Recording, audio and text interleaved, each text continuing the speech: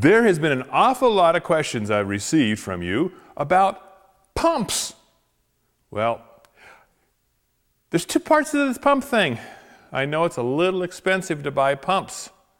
They can cost well over $100 a piece.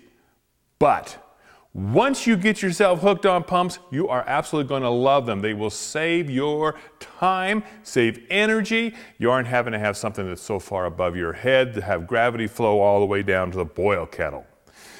You can just basically make a flat brewing area and pump from one vessel to the other. But there's a couple things you want to think about when you're using these pumps. One of them is the pump needs to be located below the input source of liquid. They are not self-priming pumps. So you need to have it lower so that it will prime itself before you turn it on and it starts to go. Speaking of turning it on, it is so nice to have a switch right by your pump so you can turn your pump on and off easily. You do not want to run these pumps dry. And we'll look at the innards of the pumps in a little bit to understand why. Also, you want a pump with an outer flowing valve. In other words, the valve is on the output of the pump. This will help you as you are wanting to restrict the amount of flow, but still keeping the pump full and anti-cavitating. Another little thing about the pumps is they need to be able to drain well when you're done with your brew. Obviously, you're going to clean the pump out as best as you can. I always run a whole bunch of hot liquor water through, get it cleaned out as best I can, and then open everything up so the pump dries out.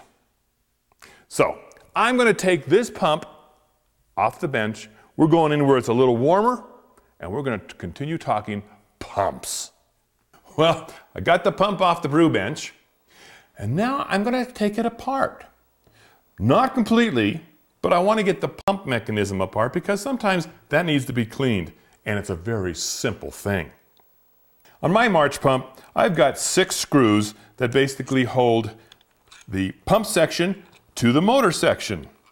I'm going to remove the pump section. Quite simple. And that's all there is to it.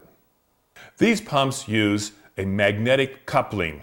So in other words, the impeller that's in the pump section isn't actually connected solid to the motor.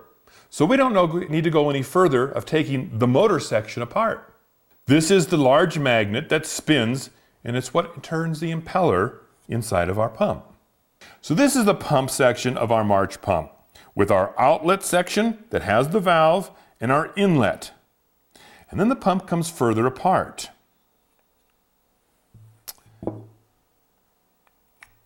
Here is our impeller. It's heavy with a metal in here that works with the magnet. Notice on our housing we have a rubber seal. We will always want to lubricate that rubber seal when we reassemble the pump. Also notice inside this housing there's no seals that the impellers would touch. And there's no seals on the impellers. That is why it is a non-self-priming pump. It needs to have fluid in there in order to do anything because it can't seal. It's a ceramic shaft that holds the impeller. And it's been simple as that. Now, you don't want to run this if it's dry because you will end up wearing away the end of this impeller and you can also damage the shaft. But it is a very simple pump that works exceedingly well in our brew bench. We got our pump back together and it's ready to go on the brew bench.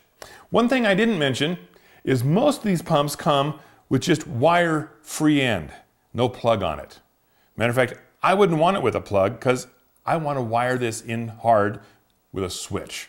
Makes life so much easier. These pumps are a little pricey, no question about it. But when you start to take into consideration the amount of time, energy used without having these in a major tiered system or using siphons or whatever it might be, I think the pumps are well worth the money spent. Certainly has saved my back. And it makes life so much nicer, and it's also cool when you just flip a switch and things happen. So give the March pumps a thought.